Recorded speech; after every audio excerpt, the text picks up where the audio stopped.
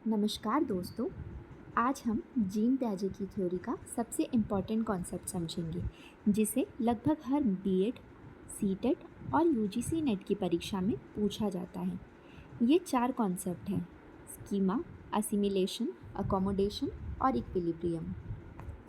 अगर आपको ये चारों कॉन्सेप्ट अच्छे से समझ में आ जाए तो पियाजे की आधी थ्योरी अपने आप क्लियर हो जाएगी। तो चलिए एक एक करके समझते हैं। सबसे पहले बात करते हैं स्कीमा की। स्कीमा का मतलब होता है हमारे दिमाग में पहले से बनी हुई जानकारी या मेंटल फ्रेमवर्क। जब भी हम किसी नई जानकारी को देखते हैं, हमारा दिमाग उसे समझने के लिए पहले से मौजूद जानकारी का इस्तेमाल करता है। यही पहले से बनी हुई जानकारी स्कीमा कहलाती है। इसे आप दिमाग की एक फाइल या फोल्डर भी मान सकते हैं, जिसमें किसी चीज़ से जुड़ी जानकारी पहले से रखी होती है।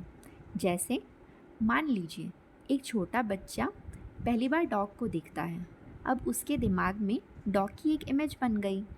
डॉग की 4 पैर होती है, पूँछ होते हैं और वह भौंकता है।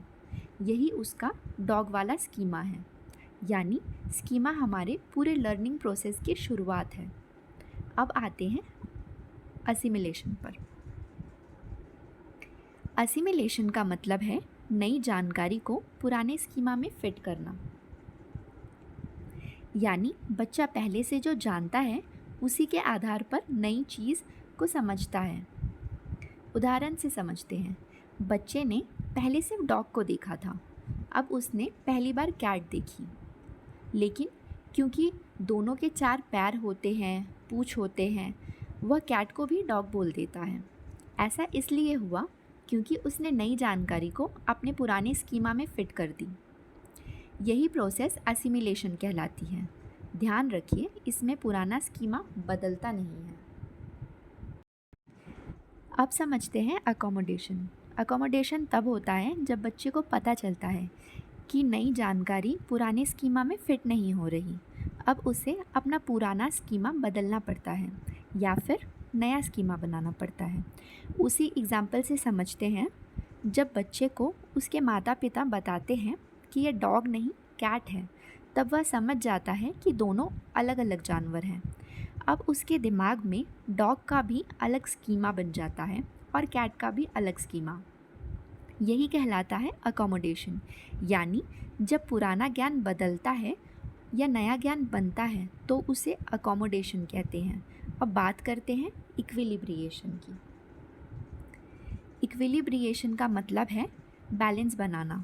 जब बच्चा पहले नई जानकारी को गलत समझता है, फिर सही जानकारी मिलने के बाद अपना स्कीमा बदल देता है और आखिरी में सही समझ विकसित कर लेता है, तब उसके दिमाग में एक बैलेंस बन जाता है। इसी बैलेंस को पियाजे ने इक्विलिब्रिएशन कहा है। यही प्रक्रिया बच्चे के कॉग्निटिव को आगे बढ़ाती है। अब एक छोटा सा एग्जाम्पल चारों कॉन्सेप्ट का एक साथ समझिए।